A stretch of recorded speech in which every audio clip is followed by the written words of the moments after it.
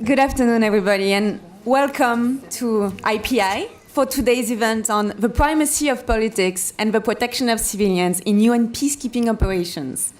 My name is Namidi Raza. I am a research fellow at IPI's Brian Urquhart Center for Peace Operations and the head of IPI's Protection of Civilians project. This policy forum marks the first event of a series of discussions that IPI plans to hold in the framework of its POC program, which aims at informing UN policy and practice to enhance the delivery of protection of civilians' mandates in peacekeeping operations. We are very pleased to co-host this policy forum with the government of the Netherlands, and I want to thank Ambassador Van Oostrom for his presence and the Netherlands for their support to this event and to the POC project. Today, we are glad to present IPI's latest issue brief on political strategies and protection of civilians in UN peace operations, authored by Ralph Mamia. The publication follows the Security Council open debate on the protection of civilians organized by Poland earlier this week, during which a number of member states and the Secretary General raised the importance of political engagement and political tools to better protect civilians. POC, protection of civilians, has become a defining paradigm, a core value and a priority for UN peace operations, and a lot of efforts have been pursued to improve protection strategies and operations on the ground. However, beyond the centrality of protection, UN peace operations should also be guided by the primacy of politics, stressed by the high-level independent panel on peace operations. Recent debates have raised the need to better anchor protection of civilians in sound political strategies and to reconnect protection and politics in the work of UN peacekeeping operations.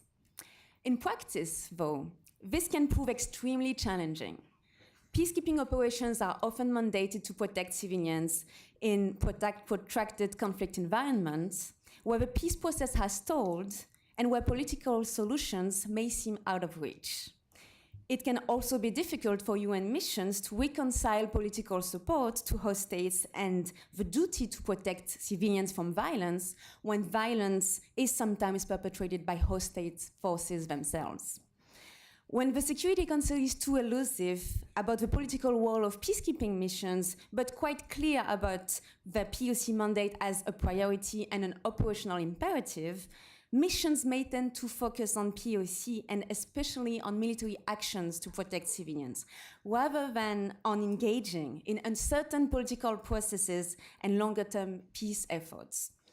Without being linked to a political vision, however, POC may appear as a never-ending and unachievable task and distract from exit strategies and prospects of building sustaining peace.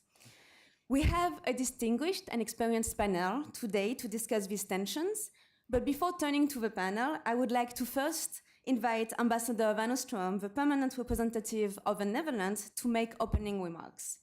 Your Excellency, you have the floor. It's amazing. Is IPI always this busy, or is this for me or for this panel? I'm Karel van Oostrom. I'm the representative of the Kingdom of the Netherlands. I always have to stress that it's not just the Netherlands in Europe, it's also Aruba, Curaçao, St. Martin in the Caribbean. So 4 countries, 1 kingdom. Who are you? Who's here from a member state? Raise your hand. That's limited, huh? Who's here from NGOs? Yeah. Who's here from the UN? Okay. Who's here from universities? Did I miss a category? Private sector? Aha. So we got a very nice combination of people, and I'll tell at the end why I wanted to know this. I'll say 3 things. I'll say something on protection of civilians, something on peacekeeping, and something on why you are here and what we need from you and where you can help us. Okay? So let's start with, but maybe I'll say something first on IPI. This is a wonderful institution. It's what we call think leader. Does that work in English? Think leader? It's a better word? Think leader is okay? A thought leader on many issues. And certainly on the first issue, we're going to talk about protection of civilians. I don't know whether you realize this is a little bit like Protection of Civilians Week. I see the DPR of Poland, who's here to the right. Give him a hand of applause for his presidency. Poland organized a wonderful open debate at the beginning of the week, which was crucial to have a really in-depth debate in the Council on protection of civilians. And even here in IPI yesterday, we had a very good session on protection of civilians in context of counterterrorism operations. And it's even more Protection of Civilians Week because this morning in the Security Council, thanks to the efforts of Sweden, Cote d'Ivoire, Kuwait and the Netherlands, we adopted a resolution on the nexus between conflict and hunger with a very clear passage on condemning and making punishable the use of starvation as a weapon of war. And can I also ask for a round of applause for Kuwait, Sweden, Cote d'Ivoire, certainly Iran, who made it happen, the guy standing there.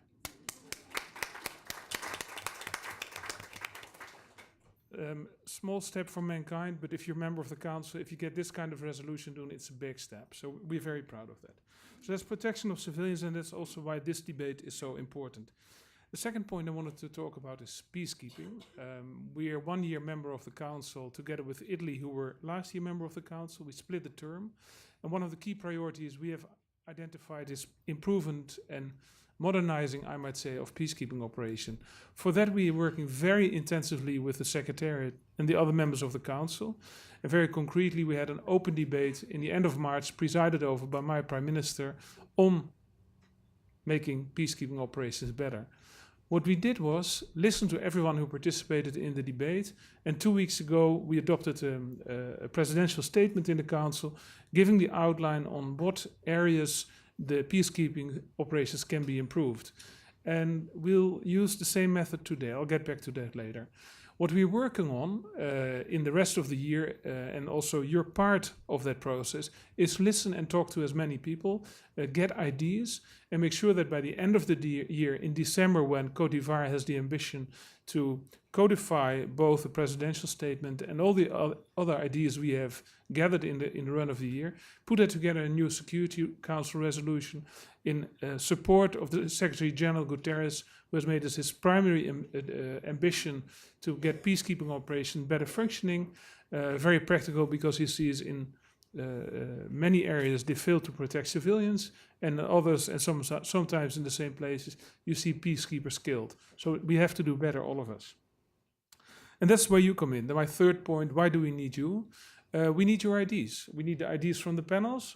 My people are in the audience, we're taking notes, and everything you will say we'll take on record, and we'll use it in the run of the year also in our conversation with other council members who are more conservative and who don't like the Hippo report.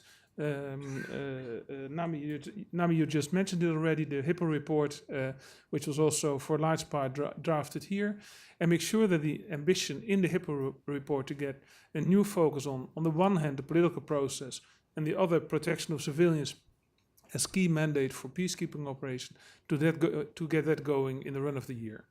If you can help us in that way, we would tremendously appreciate it. So I thank you so much for having come in these enormous numbers. I hope there's enough food for all of you. Let me just end with a round of applause for Nami as a thought leader at IPI, certainly on protection of civilians. Thank you so much. Thank you very much, Ambassador. Let me now introduce the panel. Mr. Ralph Mamia is the author of IPI's issue brief that you have found at the entrance of the room. He is currently an independent consultant and the former team leader of the Protection of Civilians team in the UN Department of Peacekeeping Operations and Department of Field Support.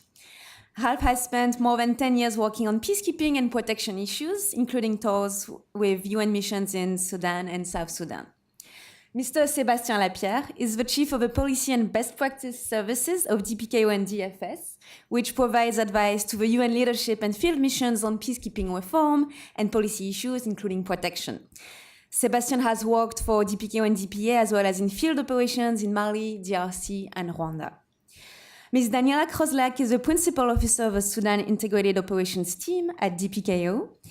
Ms. Chloé Marnet-Basinger is the Chief of the Peace Mission Support Section of the Office of the High Commissioner for Human Rights, Chloe has served in several UN peacekeeping missions, including the DR Congo, where she contributed to set up the protection architecture and develop the conditionality policy, which later transformed into the human rights due diligence policy. Ms. Alison Giffen is the director of CIVIC's peacekeeping program. Prior to joining CIVIC, she served as the senior advisor for UN peacekeeping with the US State Department. So it is with great pleasure that I first give the floor to Mr. Ralph Mamia, who will start off by presenting his research. Ralph. Thank you so much, Nami. Thank you to IPI, to Ambassador Van Ostrom, and to everyone who made it here today. My paper is a short one.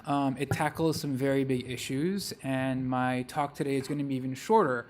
But I'd like to cover sort of four main topics. One, why is this an issue we should care about? Two, how should we think about this issue?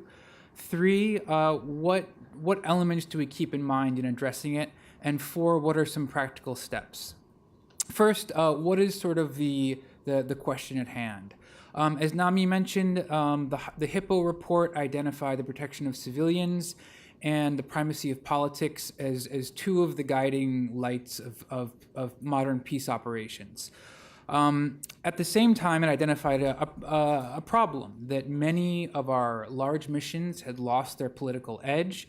They'd become too focused on the mechanics and bureaucracy. And at the same time, they seem to be falling short on key tasks like protection. From the Democratic Republic of the Congo to South Sudan to Darfur, we've seen missions that define protection of civilians as their main goal struggle to define their political role.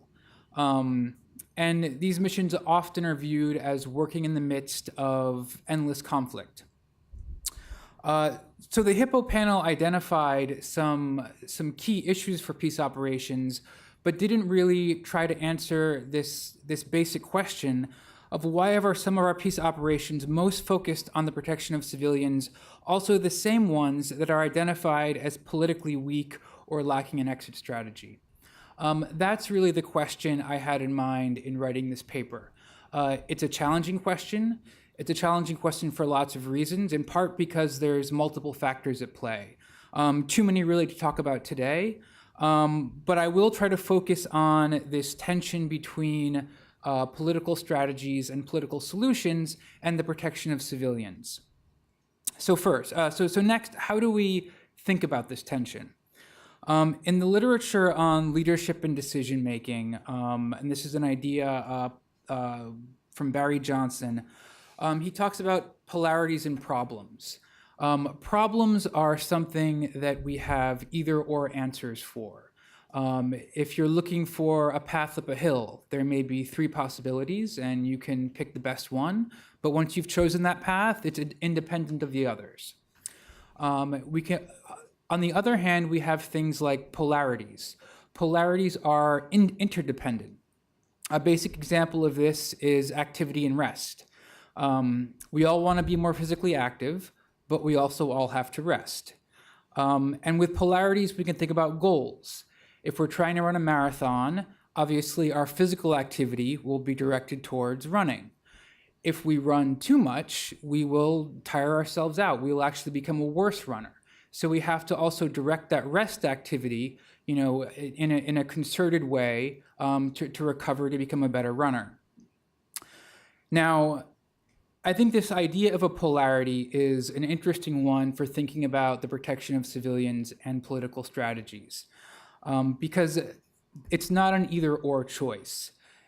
Each is dependent on the other, and that is in itself is an idea inherent to sustaining peace. So ultimately, we need to look at the way these mandates are carried out, the positive and negative effects they can have on each other, and how they contribute to our overall goals. So third, what are the issues to keep in mind as we address these questions and thinking about political strategies and the protection of civilians as polarities? There's a few elements I tried to map out, and mapping is an important element of thinking about polarities. The first is a question of timing. In mediation, in in work around political solutions, we often talk about the ripe moment. Waiting for the parties to a conflict to recognize that peace is actually in their interest. Sometimes this is phrased as a mutually hurting stalemate, when the ongoing conflict is hurting both parties, and so they recognize a military solution is not a rational choice for them. But that can take weeks, it can take months, it can even take years. Protection of civilians works along different timelines. In protection of civilians, we often think about imminent threats. If civilians are being attacked, the mission may not have the luxury of time. So it's not always possible to protect civilians and move the political process forward simultaneously, but we need to guard against focusing so heavily on the one that it creates negative consequences for the other. There's also a question of whose interests we're focused on. When thinking about political solutions, we tend to focus on people with guns or money or power. But facilitating deals between powerful people doesn't always serve the long-term or even the short-term interests of local communities on the ground. Now, it is naive to think that we can ignore the interests of military and political elites in ending conflicts. But failing to take into account the interests of the local population will make any peace achieved unsustainable. There's also a question of the tools we use, and my paper focuses particularly on the military tools that are available to peacekeeping. The Protection of Civilians mandate began as in part an authorization to use force in 1999, and it's still closely associated with military approaches in peacekeeping. In nearly all of our largest and most active missions, the protection of civilians is cited as an immediate or indirect goal of its military operations. But in many of these missions, we also see military planning overwhelm the mission's political role. In some respects, that's not surprising. Nearly half of the peacekeeping budget is spent on uniformed personnel, and a substantial part of the logistics budget goes towards logistics supporting those troops. But too often we see strategic gaps left by mission leadership being filled by military planners. The paper goes into more detail with some examples of that, but I'll leave it there for now. To talk about what missions can do practically, we need to recognize that protection and political solutions are interdependent. There is nothing mutually exclusive, but each can pull us in a particular direction that can have positive and negative consequences. We want to maximize the positive at the right time, of course, and there's no straightforward formula for how to do this. But a few aspects to highlight. The first being clarifying the mission's strategic objectives. Too often, our missions have vague or aspirational goals. Often, that can be traced back to vague or aspirational language in Security Council mandates. We need to recognize the Council mandates are themselves products of compromise, but also that they are something that we as peacekeepers, mission leaders, can work with to set more specific and realistic goals. Part of this is also about managing expectations. That's managing expectations with the host government, with the international community, as well as with local communities. I don't have more time to go into that now. It's certainly a topic that could fill another entire paper. It's extremely important and extremely challenging. Also challenging is working with the host government. Most of our missions that prioritize the protection of civilians end up with poor relations with the host government. Now, good relations with the government are not in and of themselves a goal of peacekeeping, whether in terms of political strategies or protection, but there's probably no other area where the interplay between politics and protection is more important and more challenging than in engaging with the host government. Third, we need to link local conflict resolution work with national peace processes. Peace operations have important civilian resources outside the national capital, but too often these are cut off from high-level dialogue. All politics begins at the local level, and mission work should reflect this. That will require not only some tweaks to the way in which missions conceive of their political strategies, but also empowering their field offices and investing in civilian staff working in remote locations. So this has been a very brief summary of a paper that in and of itself only begins to scratch the surface of much bigger questions. And let me close with an idea that I arguably could have opened with, that to fully explore this area, we need to be more precise about what we mean with terms like political strategies and the primacy of politics. These are phrases that still mean different things to different people. They're used in different ways. The term political can mean strategic, it can mean high level, and it can mean focused on political solutions, amongst a range of others. These are also questions that my colleagues at DPKO are working to answer, whether through the research of branches like DPET or through the daily work of the Office of Operations and, of course, mission leadership in the field.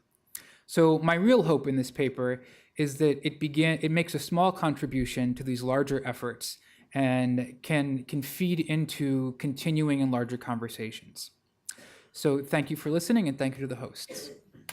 Thank you, Ralph. Thank you for this summary of your paper that actually maps out the different types of tension between political strategies and POC, but also provides concrete steps for missions to actually reconcile both objectives. Sébastien, can you walk us through best practices maybe that are encountered in missions to use political tools for POC, and maybe also give us an update of the work currently being developed by DPKO to bridge POC and politics? Very good, thank you, Nami. Thank you for inviting us, and thank you to Ralph for a very thought-provoking paper. It's a very timely subject, particularly this week, in line with the other events that are taking place. In fact, I'm going to take it where Ralph actually left it off, and starting with some of the issues of the definitions. And the comments that I wanted to make today was first to explore, well, whether there is that tension, starting from the definition of these concepts, when we unpack those concepts like the primacy of the political and how that links with POC, and then getting into the question you ask, what are we doing about it? What are we doing to strengthen this, to strengthen our capacity to engage politically, and through that to strengthen POC? And I guess my overall stance on these issues is that, well, there is a tension, but only sometimes. In most places, most of the times, in fact, the primacy or political approaches and POC are very complementary, and our efforts, therefore, seek to improve that. So getting then straight into that first aspect is, what is that tension, and how does it and how do we explore that, starting from those unpacking those definitions? The primacy of the political, as defined in the HIPPO and as implemented throughout, is often seen just as an end, but I think it's also a means. As an end, in the sense that only political solutions can lead to a durable, sustainable solution to crises, but also as a means, in the sense that political means can achieve that same end. And the use of force and the use of the military instrument is just one of those means. And there are a range of other means, whether it's to the work of our civil affairs officers at the local level, whether it's through the different programmatic engagement. So through that, the primacy of the political, really what it means is that political strategy, the ultimate aim we pursue is political, but also that the political strategy drives military strategy or the strategy of other components.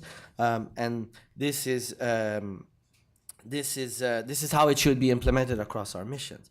Now, when we contrast that with POC, and I think the concept is by now familiar, and it is distinguished from other concepts. We're looking at protecting civilians under imminent threat, often in areas of deployment, without prejudice to the primary responsibility of host states and as a whole of mission efforts. And I think when we view POC in those terms, we see that there are multiple avenues to promote POC through the three tiers that we've defined through the policy that, in fact, Ralph worked on over the last few years. So whether it's through dialogue and engagement, whether it's through creating a protective environment, an enabling environment through a range of programmatic interventions, or as a last resort through physical protection. But even then, through physical protection is not necessarily through the use of force. It can be through a range of preventive action. It could be through a range of actions using the military tool that don't necessarily involve the use of force. So when we look at these concepts under these definitions, then it's clear that in the long term, I don't think there is a tension at all, because the only durable way to protect civilians is a sustainable peace, and therefore is a political peace that reflects the balance of interest between the parties, that is achieved through a political settlement.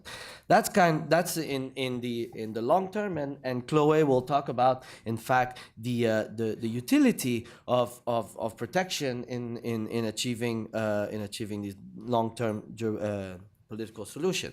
In the short term, as I was mentioning, then it's mostly attention in some cases, sometimes, but in most cases, when force does not necessarily need to be used, through the engagement of our colleagues on the ground, we can achieve POC through political means that emphasize other components of the mission.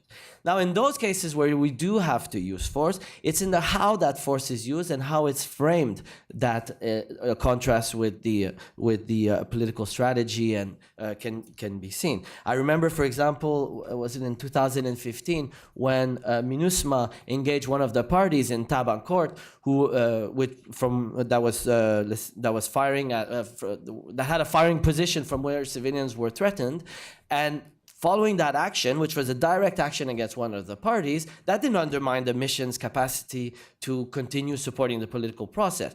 And why is that? It's because it's in the way that action was conducted and how it was messaged, and how the notion of impartiality was emphasized throughout, and the transparency with which that action took place. So I guess as a summary then of this argument, it's only attention in some cases, but in most cases, most of the time, through using the full range of tools available to missions, political means can be used to achieve the same end. So now, just briefly, before I pass it on to my colleagues, looking at what are some of the things that we're doing to improve this. The first one is, of course, those member states who have been in the Fifth Committee this week, is our attempts to reform the peace and security pillar, and that's under discussion right now. But where you can see two direct aspects there that will clearly influence our political strategies and our ability to do protection.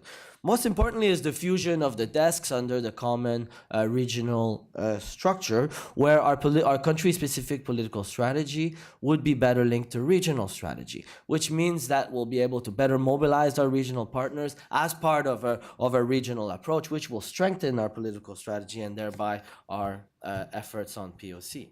Another effort I wanted to flag, and it's been discussed here thanks to IPI, the Action for Peacekeeping, which we've all been discussing over the last few weeks, and we'll be doing so until the end of the year.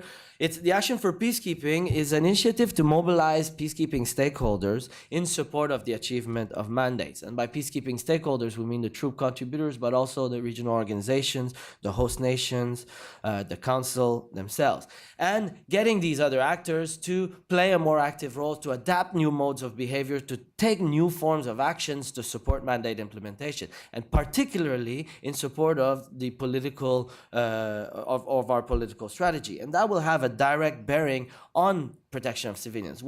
And there's a lot of ideas kicking around. Hope some of these will be discussed in the next few weeks. But some of them include, for example, more engagement by the council with host countries. Includes more strategic coherence with the regional organizations, or more realistic mandates, or more bilateral engagement by council members at country level, or more community engagement. All of these are ways to strengthen our political engagement, and through that, POC. We've discussed also mission reviews, which are ongoing, and we're about halfway through the wave of reviews. These reviews seek to question the assumptions on the mandates and our implementation strategies, and many of them are focusing very much on protection. Those of you who followed, for example, the result of the reviews of UNMISS in South Sudan, have seen how this is a tool to strengthen our engagement on POC and to further align our political strategies with the POC mandate. Lastly, of course, we've talked about the Cruz and AMUSU, the implementation of the Cruz and AMUSU recommendations, which started is of course an effort meant to improve the security of our peacekeepers through increased performance, better mindset, better preparation, but will also have a direct impact on operational implementation of POC. And one thing that it does emphasize is how POC is a whole of mission effort, particularly at the field level, where local civilian colleagues in field offices also have a direct role to play, and their contribution will be also have a direct impact on the safety of peacekeepers. For example, by getting involved in the mediation of a local conflict, which will result in a POC, will have, let's say, effect on protection, because most civilian casualties often come from community level conflicts, but will also have an impact on the safety of peacekeepers. So maybe as a concluding point before I hand it over to Daniela, what I wanted to get across is that the primacy of the political means achieving political solutions, but also achieving that through political means. And when we view this concept holistically, then we see that it's not necessarily a tension with POC. And all of these efforts that I've listed will seek to improve our capacity to do that on the ground. Maybe as a parting thought, I'd like to open it up, and looking forward to the post-reform agenda and to different forms of engagement, different forms of peace operations, we can think about how POC, how do we frame POC in a post-mission setting? We've seen missions, and Daniela is the team leader for Sudan, including the mission in Darfur. So looking ahead in a post-UNAMID world, what does POC look like? And we think about how, if POC is part of a sustainable political solutions, then how do we carry that through post-missions? How do we factor this into transition planning? And it opens a range of new areas for research on the non-military, non-mission-based means for protection, on remote monitoring or on community engagement, indeed on advocacy and on interinstitutional collaboration with human rights advocates and others in non-mission settings. So maybe something to think about going forward. I'll leave it at that. Thank you, Sébastien. Thank you for reminding us, for stressing that there are actually more complementarity between politics and protection than tension, and that current reform efforts seek to strengthen this complementarity. Daniela, as you lead the work of the Sudan Integrated Operations Team, can you tell us more on concrete challenges related to POC and politics faced by the missions in Sudan? Thank you very much, Nami, and thanks to IPI for organizing this. It's a pleasure to be here. And I'm not speaking into the microphone properly. When you're the third speaker, and you have a great paper that is kind of summarizes all these things, that what are you going to say that is, something different from everybody else that precedes you, and I know, and that comes after you. Sébastien has just said something that I wanted to say on transition, so now one of my points is gone. But I'll let you be the judge of whether what I say is any different from the others. I certainly will try to make it slightly different. And in the sense, pick out the three things that I think in the Office of Operations we all grapple with. The first one is the linkage between the political processes at the higher level and the local level. How do you make sure that the local field level commanders are connected to the high level political process? And if you are negotiating a ceasefire, that it holds, because the concerns that are on the ground are actually reflected in those discussions. I think there's often quite a disconnect. There's also a disconnect in terms of representation.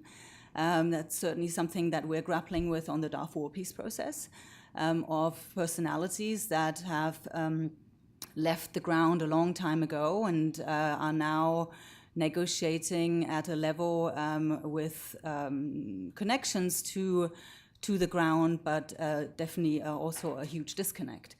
As we aim to protect civilians in these situations, that linkage in the political processes and the frequent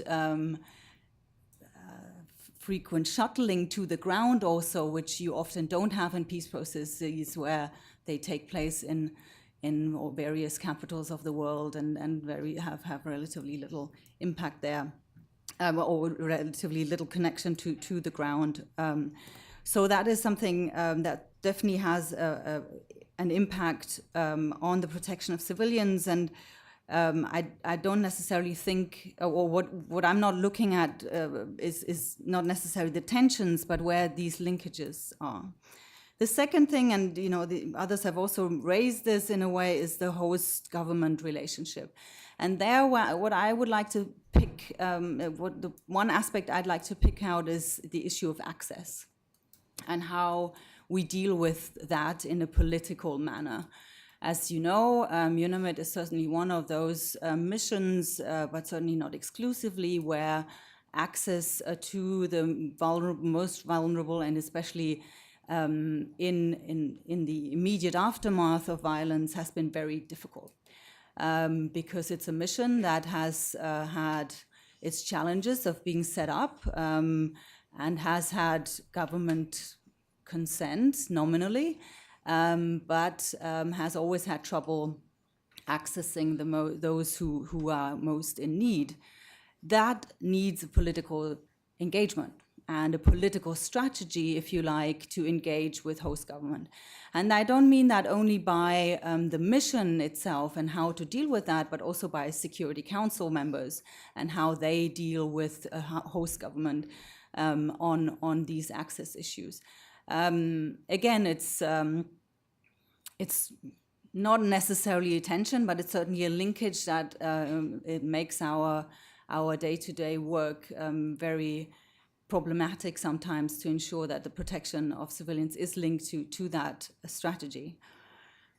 And in that respect, I don't believe that the HRDDP is actually a framework that is very useful dealing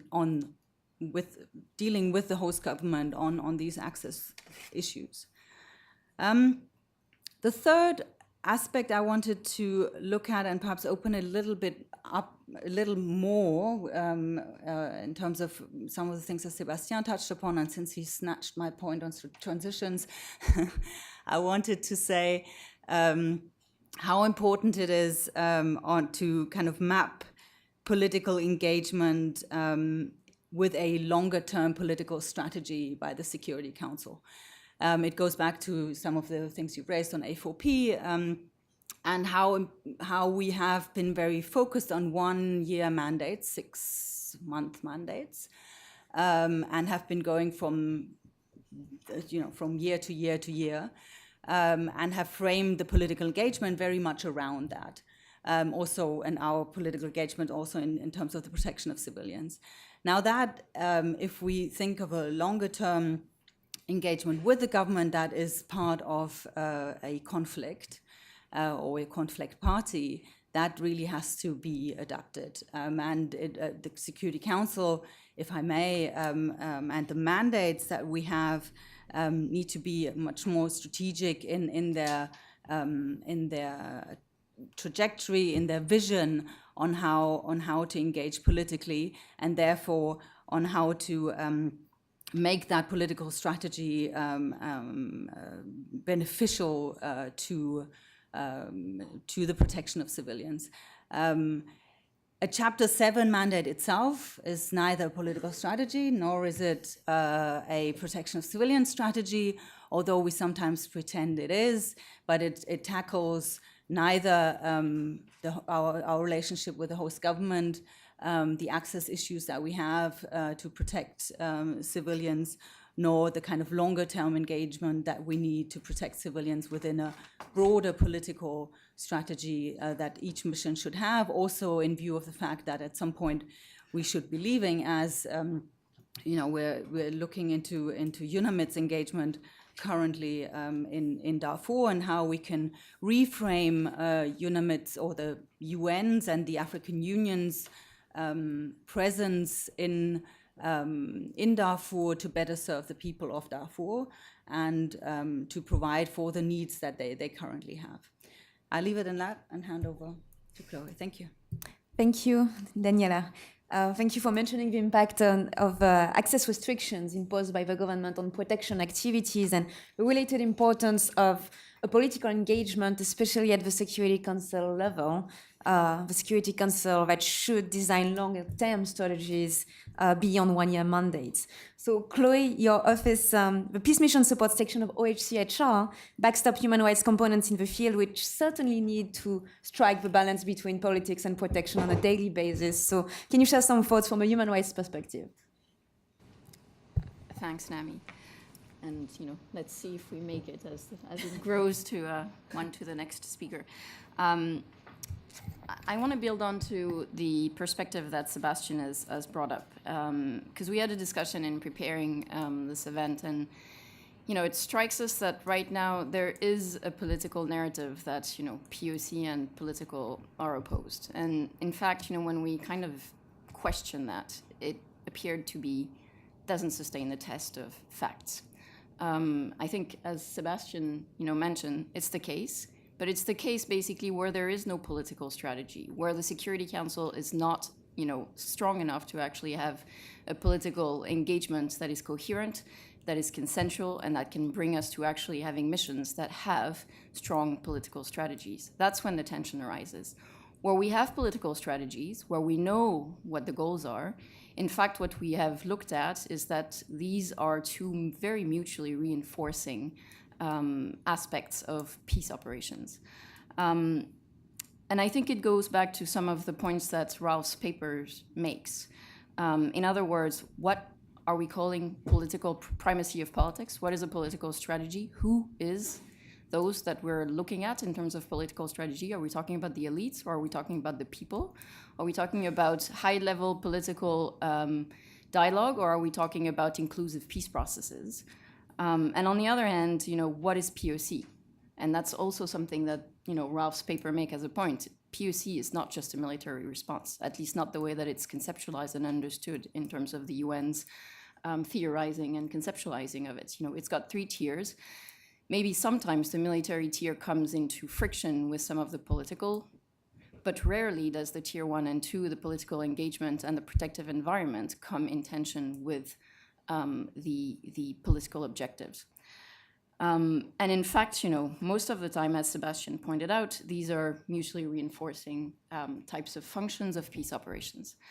And I want to give a few concrete examples of how that actually articulates in the field. And it goes also back to a very important point, I think, that Ralph makes in his paper, which is the role of civilian components in implementing POCs, and that bridge that they are actually with political mandates and political strategies and goals. So I think what we can see is that in many cases, the POC mandates and strategies of the mission actually help create space for political strategies and for political agreements.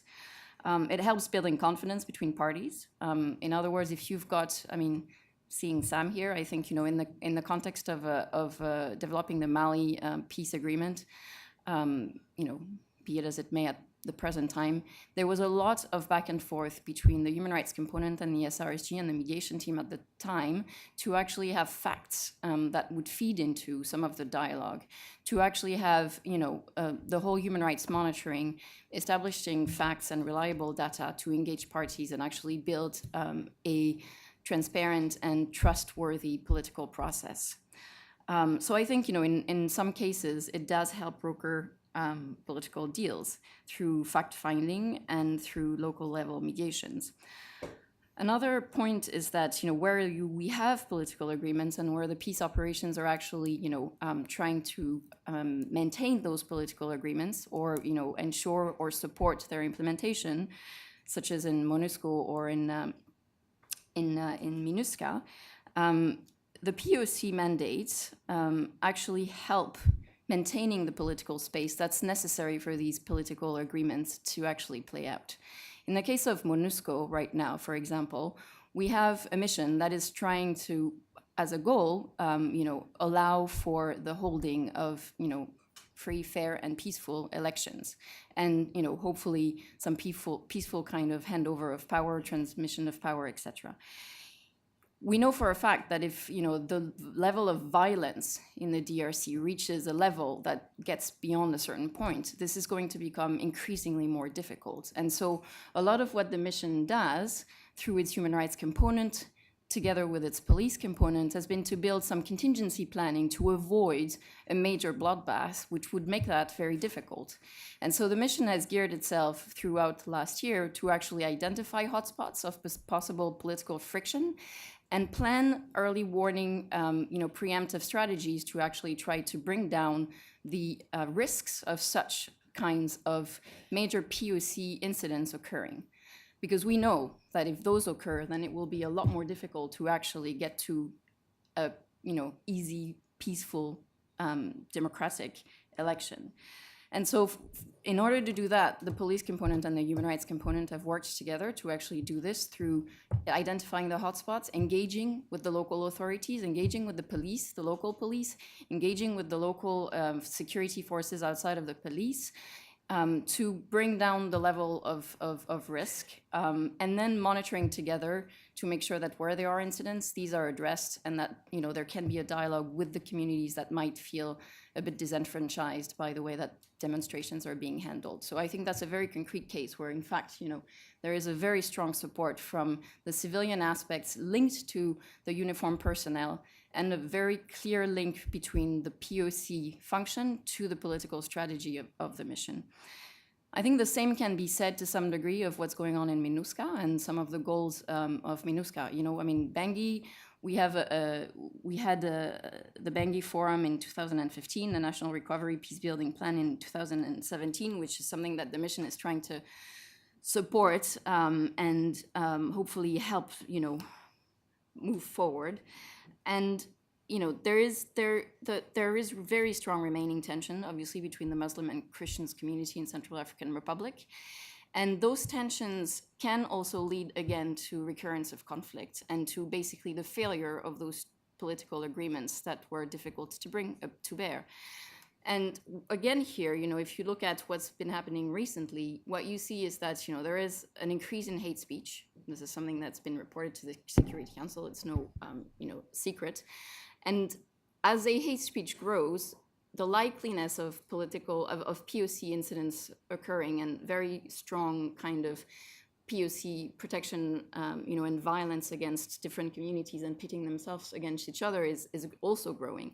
What the mission is trying to do through its, human rights reporting is trying to basically address those, call those, and allow for the good offices of the SRSG and the political side of the mission to bring down the level of hate speech, so that you bring down the level of risk, again, for derailing processes through communities getting at each other's throat. My last point is an example of how engagement with parties, and which is something that obviously the colleagues who work on POC in the field do quite a bit. The human rights components, the civil affairs components, the POC advisors all carry out a number of dialogues at the community level. But also what the work that we do when we're looking at civilian casualty tracking helps, again, create impartial, transparent environment, which can then also bring parties closer together. And here I want to bring in the example of UNAMA.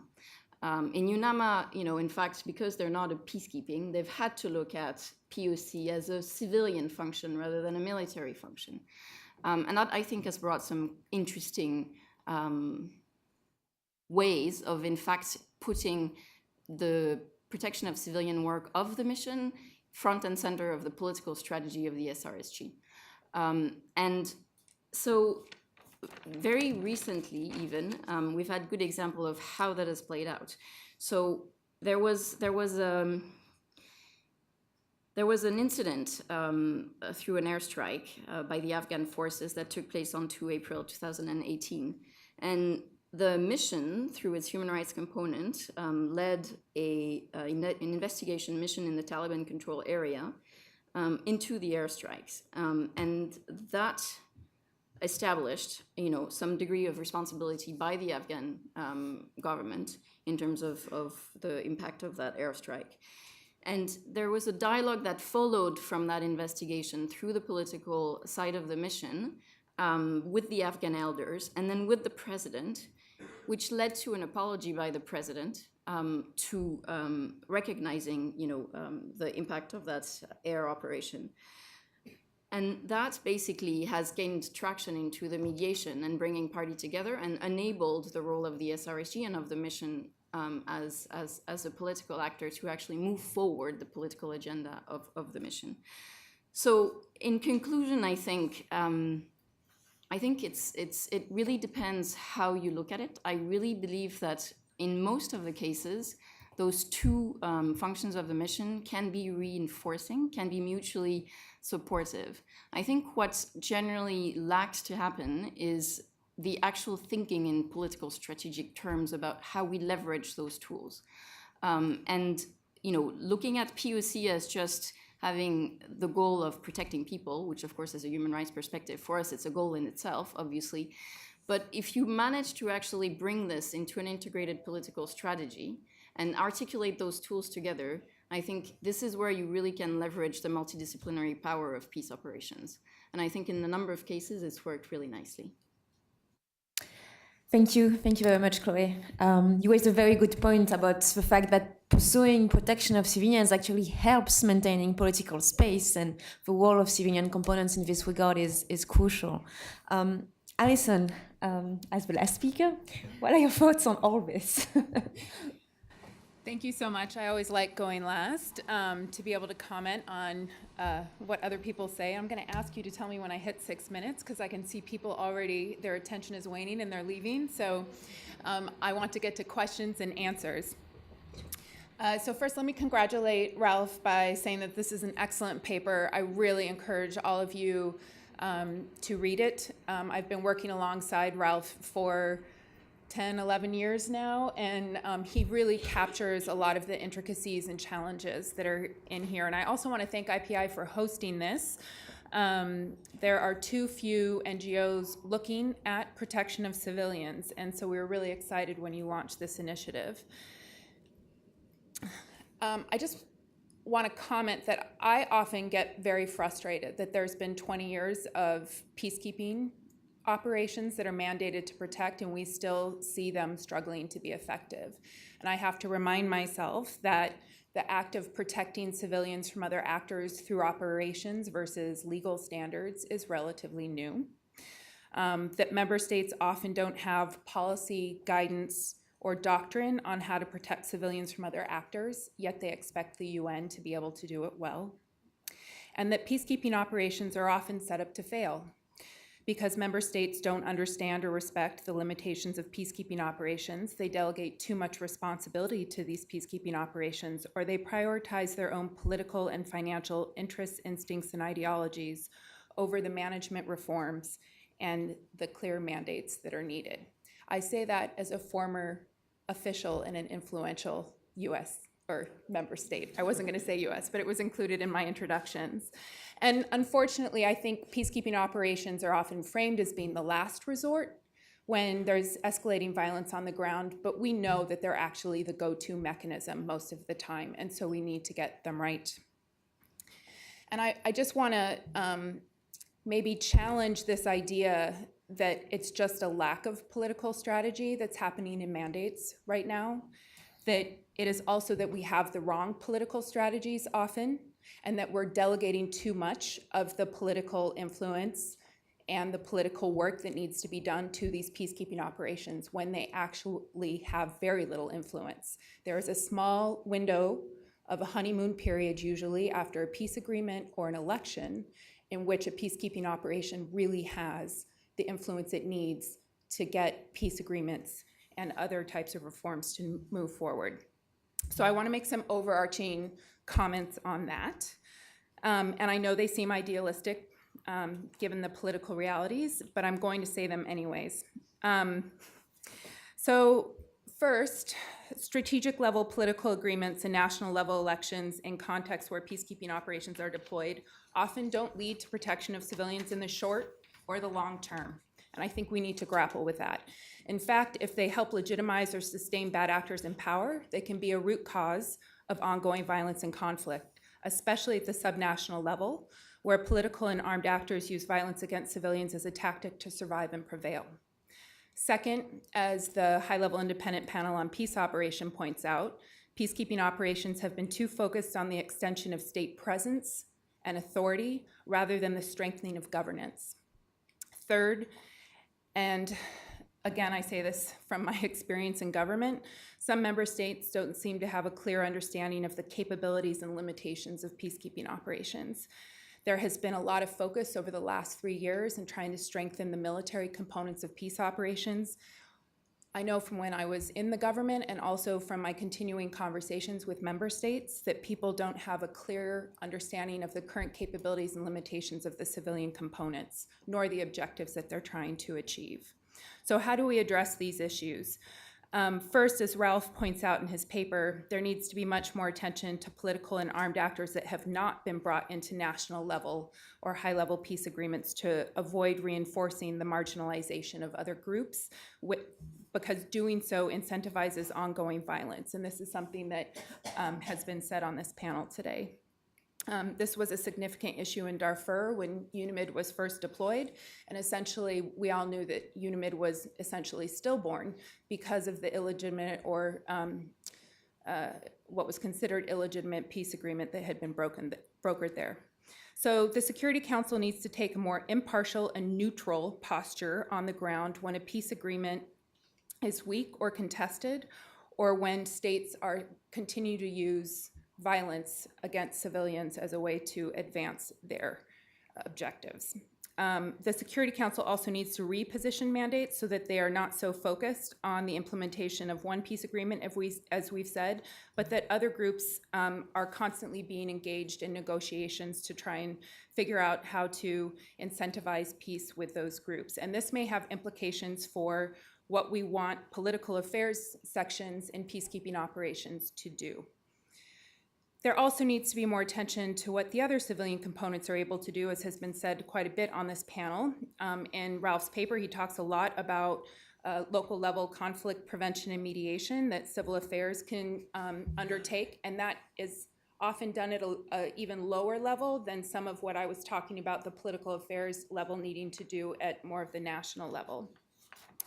It also has implications for the rule of law components and how they're trying to increase the legitimacy and credibility of state actors in those areas. And I mention political affairs, civil affairs, and rule of law because, of course, we are in the midst of or about to really go into the fifth committee negotiations. And so it is a question when we are in a very tight budget environment, What are we really going to look at as member states when it comes to cutting civilian components of missions? And also, there's a lot of conversation about the peace and security architecture review, but the rubber hits the road on how civilian components can actually work in things like human resources, in the management reform. If you can't easily hire and deploy civilian experts, then what do we expect the civilian components and missions to do? It also raises questions about security sector reform and DDR efforts, and these need to be constantly re-examined. Peacekeeping operations may have a value add in these, but they also may have the least political influence, as I said. And traditional police and military components of peacekeeping missions may not have the capabilities to provide the training and mentoring that we need to host state security forces, certainly not on 6-month rotations with little training. So those were some bigger overarching components, but in my last couple minutes, I also want to talk about what Civic sees through its research on the ground on some of these where the rubber hits the road questions of how peacekeeping missions can better integrate protection of civilians into sort of its political strategy at the operational level. So the first one is that threat assessment remains really weak in a lot of these peacekeeping operations. And there are some very good joint mission analysis centers, and there's some very good examples of where this occurs, for example, in Congo and elsewhere, but it's not necessarily consistent. There's very little guidance in some of these peacekeeping missions on what kind of information on threats is needed to be reported. And I'm not just talking about threats against civilians. If we're looking at threats, we need to be pushing peacekeeping operations to be giving very clear guidance to their field office. Give me the major threats to our political objectives, the major threats to civilians, and the major threats to our UN personnel and premises. And to be honest, I've seen reports.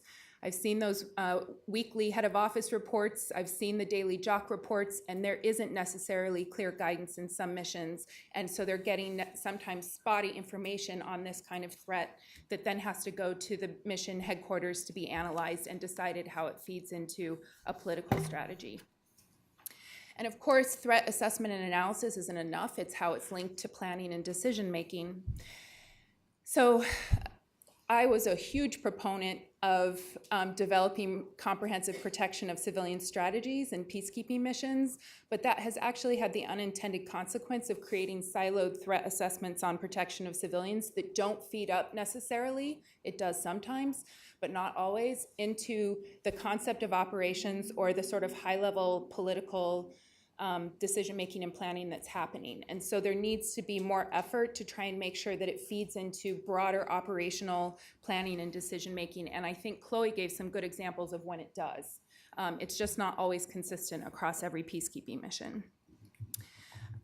Oh, I have 1 minute left. So I'm going to not go into my examples from Mali and South Sudan and Congo, where I can give some concrete examples, both of where those overarching issues that I talked about didn't go so well for trying to prevent violence of civilians in the short term and long term because the politics or the political strategy wasn't quite right. And I can also give examples more on peacekeeping missions where the threat assessment, planning, decision-making isn't correct in the Q&A if people are interested.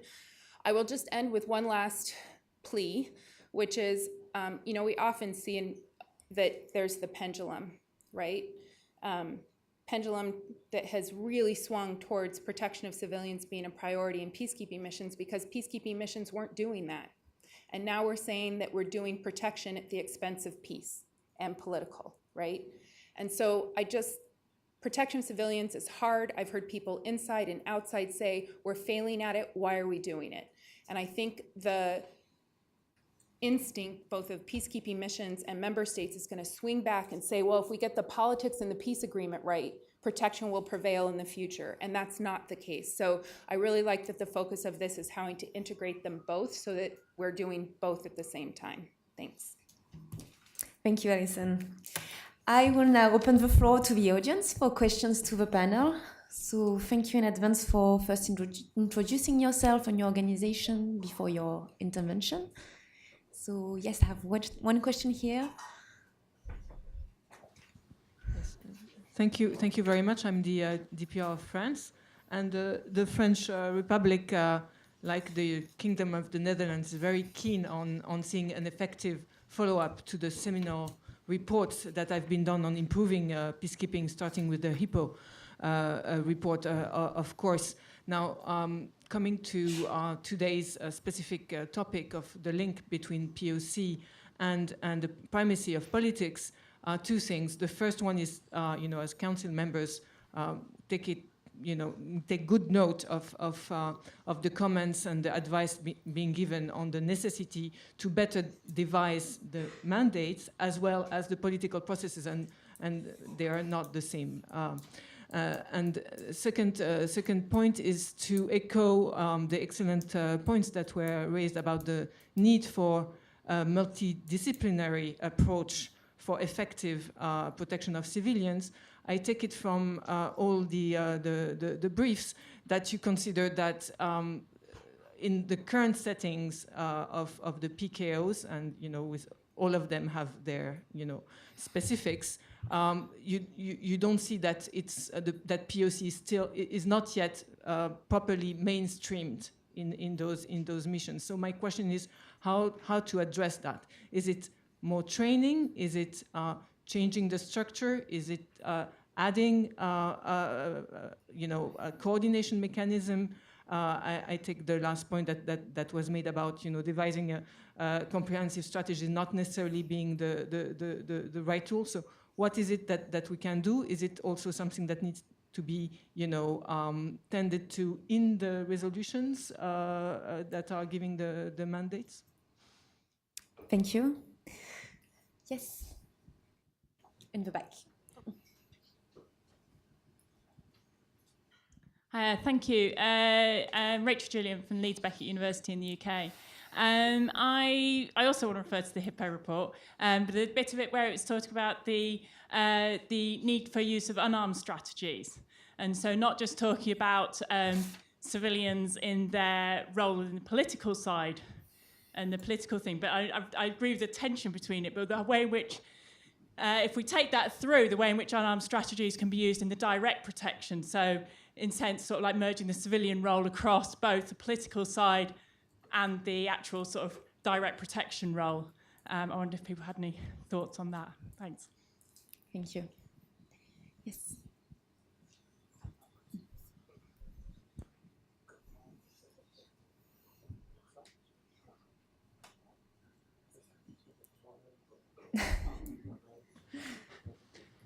My name is Mariusz Lewicki. I'm the DPR of Poland, and first of all, thank you very much for organizing this event for IP.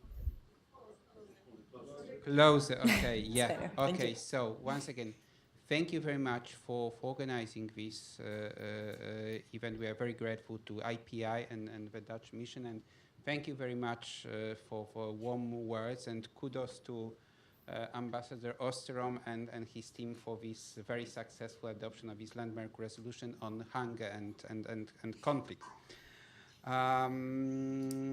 Poland, as the presidency of the UN Security Council in May, was very happy to organize this open debate on the protection of civilians with almost 90 speakers on the list, which is just a testimony of a great interest of this topic to all of us. And well, Alice said that, well, is quite frustrated, but I mean, there has been some progress for the last 20 years at least. It seems to me that the protection of civilians is a part of the UN DNA. So there is no discussion whether to discuss about the protection of civilians. So it's just to be a little bit more optimistic. Second point is that I fully agree with Alice and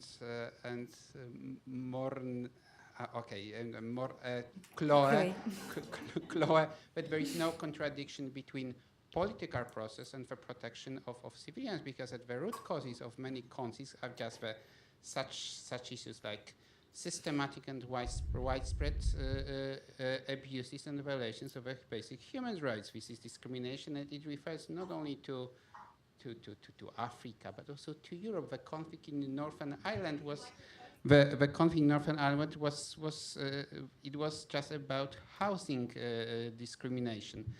And now my question, almost all panelists have been referring to this need to involve all stakeholders in this political process. So my question is, how to involve the many non-state actors, how to convince them that it is in their interest to be engaged in this protection of civilians, it is in their interest to apply to these basic international humanitarian laws, although, well, basically they are not obliged to do so as they are non-state actors. Thank you so much. Thank you. So I will get back to the panel. We have 3 questions on how to better mainstream POC within the missions and the multidisciplinary approach, on unarmed strategies, and on the engagement with non-state actors. And I should add maybe on this one that IPI actually plans to also work on a paper on the engagement with armed groups and non-state actors. And Ralph will actually be supporting us in this research. But I will leave you to it. Sure. Thank you. Thank you so much to everyone, and thanks to the panelists for some fantastic reflections on the piece. I'll leave, I think, the other panelists some time to talk, but let me just pick up on a few of the pieces. So regarding unarmed strategies, I saw Mel Duncan in the audience. I don't know if he's still there. But he can certainly tell you more about nonviolent peace forces' approach to unarmed civilian protection. It's something that hasn't really been tried in peacekeeping in the same way, but I think there are a lot of ways that the civilian components of peacekeeping contribute to protection. Some of them were discussed here. Chloe mentioned some examples. When we're talking about unarmed protection, it is not necessarily civilians doing things that the military would. We're not necessarily using ourselves as shields or trying to take up combat roles. It is really civilian staff on the ground engaging people in dialogue for the most part. And there are examples. I think Alison had some examples as well. I remember from a story from Mali, where there was an armed group that was going to come into Timbuktu, where the Malian Defense Forces were and the mission was. And this would have ended badly. This would have resulted immediately in a conflict between the 2 armed groups, but there certainly would have been civilian casualties. One of the options there would have been a military one. The mission could have supported the Malian Defense Forces to go up against this armed group. Instead, the head of office alone went out and spoke to the armed group commander before they had entered the town, and she spoke to him and said, "Look, this is going to end really badly for us and for you and basically for everyone involved." And so she prevented conflict there. And that's one of those situations, I think, that makes you realize that when we talk about unarmed civilian protection, when we talk about unarmed protection, it's tough. It really is asking civilian staff to do things that you can't study for with a degree in international relations or law. It's things you hopefully learn over the course of your career in peacekeeping or related work. But it's something we really have to invest in training our staff to do and empowering them and trusting them to do it. And that, I think, will require a bit of a cultural change in the way that operations are run. And that, I think, goes a little bit to the question of mainstreaming. We've looked a lot at how to best coordinate POC, how to make sure everyone understands it. I think a lot of it is there. You go to any mission to South Sudan or Congo, everyone will recognize the importance of protection. The challenge is getting a group of people from so many different backgrounds, not only national backgrounds, professional backgrounds, to come together and work together in a really coherent, way. And that's where the challenge lies. I think the answer to that lies in giving the missions as much autonomy as possible. From the design of the mission, I think we still work, the Hippo pointed out that not just the mandates, but the design of mission was a very sort of cookie cutter template approach. And I think we still face this. Alison mentioned the fifth committee that's coming up. They are still very focused on certain categories of staff and certain sections, and that gets a lot of scrutiny from member states. I think that at the end of the day, it is the SRSGs and their senior leadership who will run these missions. And just like the CEO of a company or anyone in the private sector, they need the freedom to establish the business processes that they think are going to work best. That would be my sort of very short view. Regarding non-state armed groups, as Nami mentioned, we hope to research to more on this, to say a lot more. The short answer is that it is extremely important. It is something I think peacekeeping missions can do more on. But let me stop there because Chloe can probably speak to that. First, I will ask Sébastien, please. Thank you. I guess I'll address the question from Madame Guéguen, and my colleagues maybe will comment specifically on some of those. I think your question on mainstreaming is a good one. However, I wonder if I think the progress that's been made over the last 20 years to give emphasis and to give priority to this issue, I think, has been quite striking. And in few other areas have we seen a redefinition and an issue that's bubbled to the top like that. I think whether it means it's in how the Council has described the importance of protection in mandates, how it's even tasked mission to prioritize protection of civilian tasks in the allocation of resources, and then down the line how on the ground the missions have interpreted that and mainstreamed that in their mandate. So I think the issue here is not so much a problem of framing it as or giving the space that it needs. It's more of an issue of getting better at it, frankly, in very challenging circumstances, which are even more, as the nature of conflict changes, as the types of places where we are deployed gets more challenging, then POC becomes all the more challenging, particularly in places where, for example, where we are found to be at times sort of advocating for protection with the host government, which is something that we've, that creates a particular set of challenges there, or where there's a range of armed groups who are not necessarily part of a political agenda, where extremist groups who are operating transnationally, or where criminal gangs groups who don't necessarily obey a political logic, where we have to do POC in that context in these types of places. So I guess what are the ways that we can get better at it, and there's a whole program for this, right? And this is what our colleagues on the ground are focusing on, what our team here, our protection of civilian team is working here.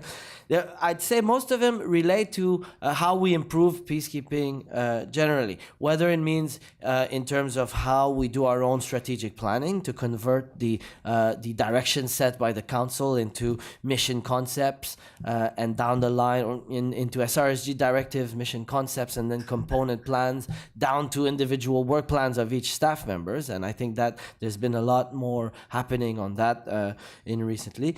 Whether it's through the activities that our colleagues do on the ground. I see, for example, Marco is there. We from our civil affairs team, who we've expanded our training program for mediation at the local level to deal with community conflict. There's activities like that.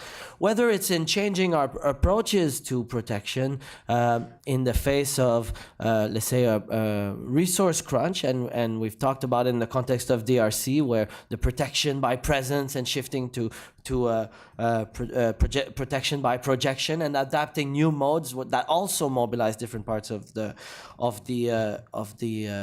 mission, whether it's in more better analysis and getting better at conducting analysis and building our own skill set for this, whether it's in forward-looking analysis, and this is an area that is, I think, fertile for a discussion with the Council. There's a lot of reporting that looks back. There's very little that looks ahead. And we've started doing that in the area of POC this year or last year, trying to do a threat assessment, trying to look at forward-looking threats. Where can we mobilize the Council and regional partners ahead of time, and the mission itself, for preventive deployment as part of the SG's direction and prioritization also of prevention. So these are some of the areas. Maybe to conclude, I think the question we do throw out there, and it's at the heart of the Secretary General's Action for Peacekeeping initiative, is if the missions are doing what they can by doing all these technical things I listed, what do the others do? How can the others contribute to that? Because it's clear that the missions, through no matter the how much we get better at analysis or at preventive deployment, or how no matter how much of how the quantity of that we'll do, we'll never succeed unless the regional partners lean on the parties to reduce threats against civilians, unless the Council leans on host nations or on to reduce threats on civilians, unless the TCCs improve their own preparation, their own capacities to improve their performance. So all of those are ingredients that are necessary for peacekeeping success and for successful mandate implementation, but for which the rest of the peacekeeping stakeholders need to be mobilized and take action. So that's the conversation I think we'll be having throughout the year, to see how do these other stakeholders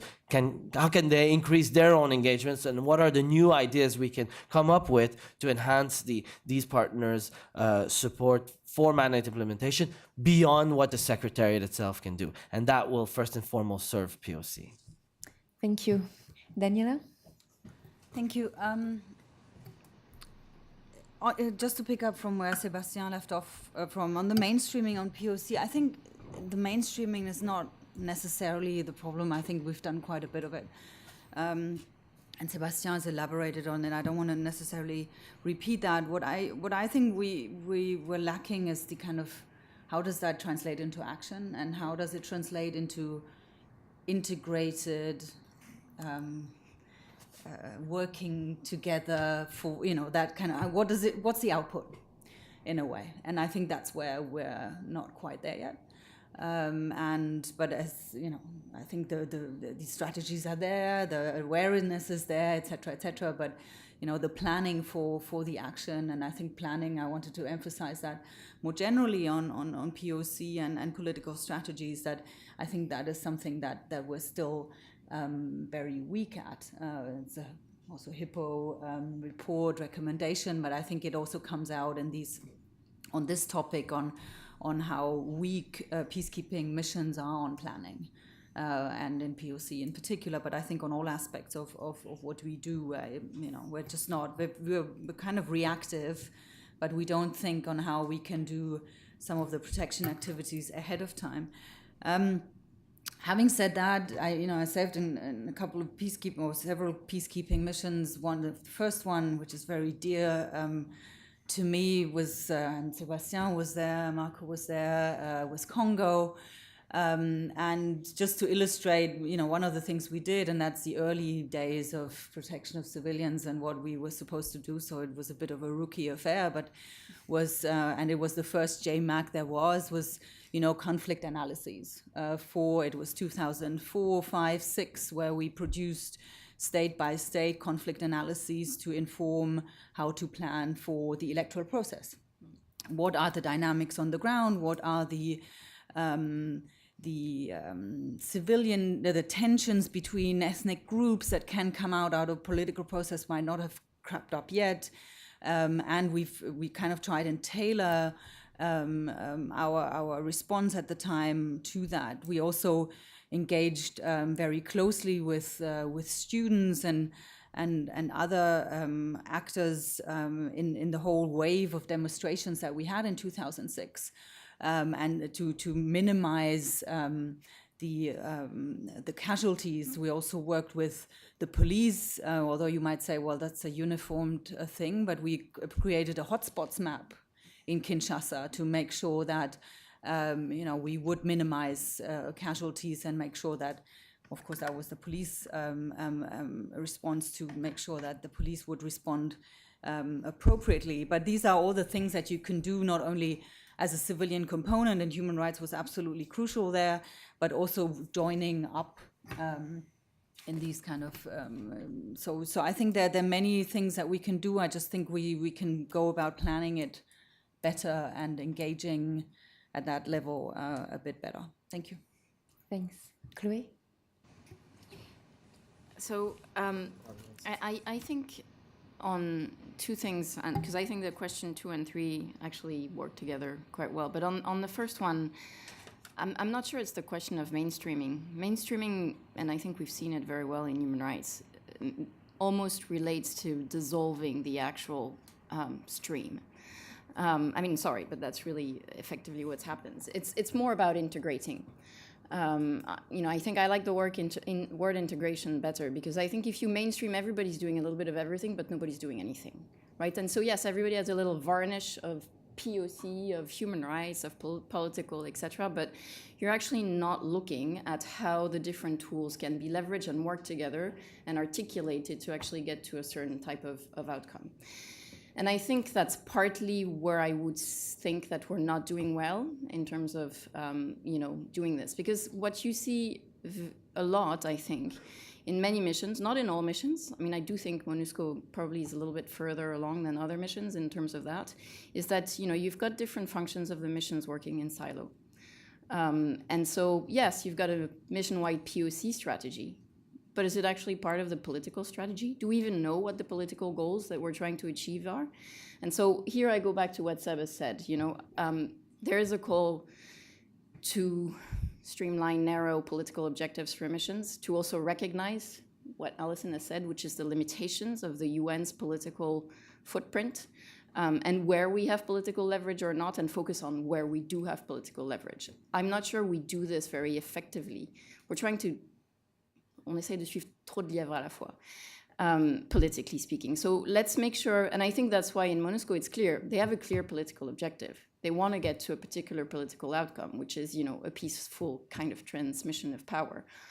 And so they're leveraging the different tools to do that. But if you're not clear what your political goals are, and if you haven't looked at how achieving those goals can be helped by different parts of the mission, in terms of a real integrated political strategy of the mission, leveraging the various tools, then you can have a fantastic POC cross-cutting mission strategy that doesn't necessarily fit in your political objective.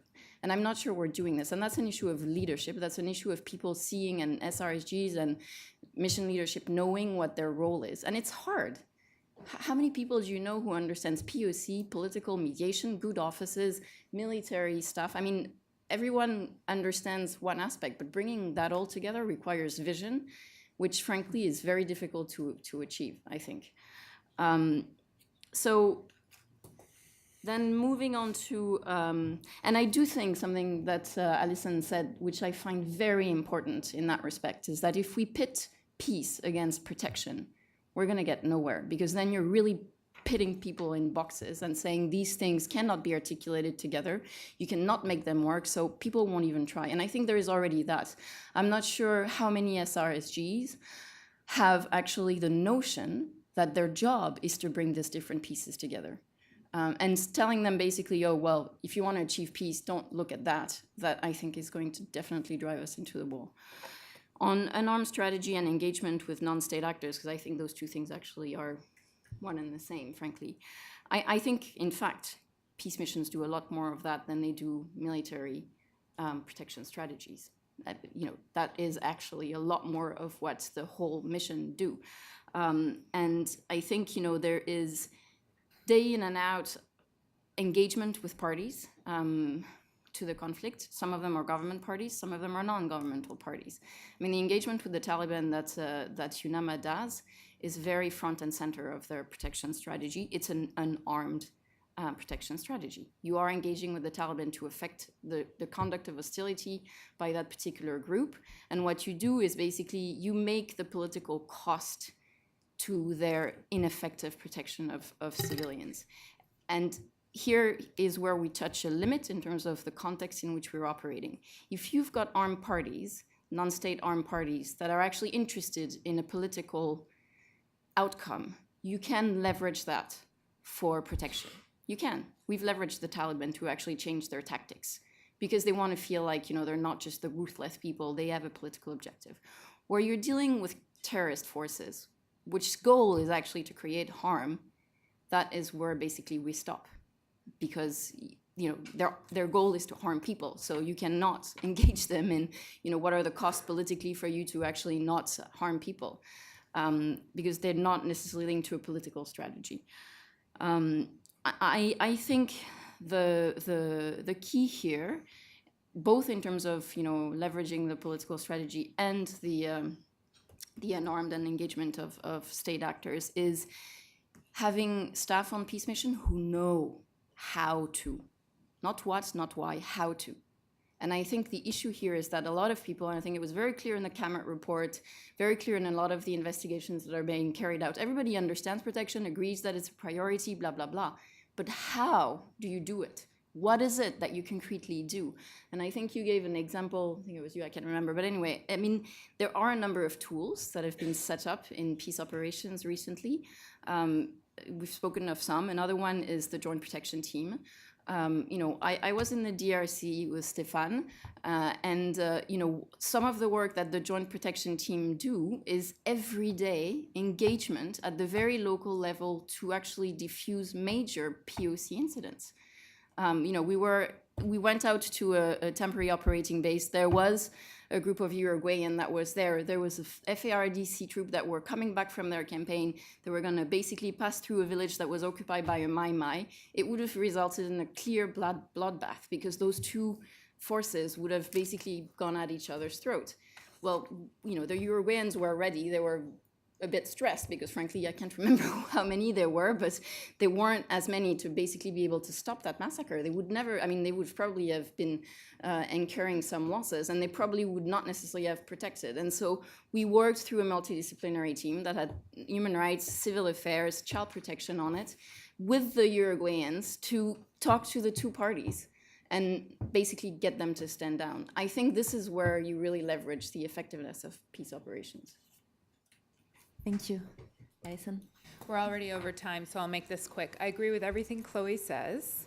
And I think I was perhaps too hard on or too glib at the beginning. The member states here in New York, the permanent missions often have a lot of the expertise that I think needs to inform decision making. I was more speaking having sat in the capital of a large government about what the collective sort of understanding of what peacekeeping missions can and can't do. I'm just going to address your question really quick, which is what do we do in mandates to get this better integrated, whatever. And I think there is a huge balance to be struck because we have seen more and more micromanagement and operational level direction happening at the mandate level because these things are either perceived not to be or are not working at the operational level on the ground. And that's why I mentioned the sort of political position and space that a mandate can give a peacekeeping mission versus sort of more of the operational direction that it can give. I think some of these things that are more operationally not working, yes, there's certain things about welcoming integrated approaches and stuff, and there's language in the new MONUSCO mandate that does that about integrated planning, and that I think can, say we encourage this to happen. But a lot of the other stuff is about engaging with the Secretariat, as member states do, behind closed doors or in forums like this, which is providing the political space and the prioritization to the Secretariat to do what they are already trying to do well. And those are the initiatives that Sebastian and Chloe and others have really talked about here, which is the threat forecasting. How do you do that better? How do you do better operational planning on the ground? And to create a demand for those sorts of things to happen. There used to be sort of a regular discussion that was happening behind closed doors at the ASG level on protection of civilians with certain member states, with a whole log frame of this is what we're going to do over this time period in order to improve protection of civilians. It's kind of the same thing that's now happening as an after effect to the Cruz and the AMUSU and the Comerit report, right? More dialogue, more transparency about how these things are happening could be really useful, but it's hard for the Secretariat to say those things publicly if it doesn't know it has privately a lot of that support, right? So I just want to echo, our research finds so many good practices on the ground at the same time. The threat forecasting around the elections that's happening in Congo, some of the other work that's happening in South Sudan right now is really interesting about trying to make nuanced threat assessment per each of the locations. And I was just in Mali 2 weeks ago, leaps and bounds of trying to like understand better how to make threat assessment connect with decision making. It's not there yet, but the intention is there, right? So lots of progress to be harnessed. Thank you, Alison. So unfortunately, we are running out of time, but I think today's discussion provided many useful and practical insights into how to better link POC and political strategies. And I think we all agree that a better articulation is needed at all levels, Security Council, but also the mission. And we need also to find the right profiles that will know how to do that within the missions. But this should certainly be linked to a better sense of accountability for POC by all stakeholders. And it's needed if we want to reach sustaining peace. So I'm thanking all the panelists. Thank you all for participating in this policy forum. And please join me in thanking our speakers for this excellent discussion.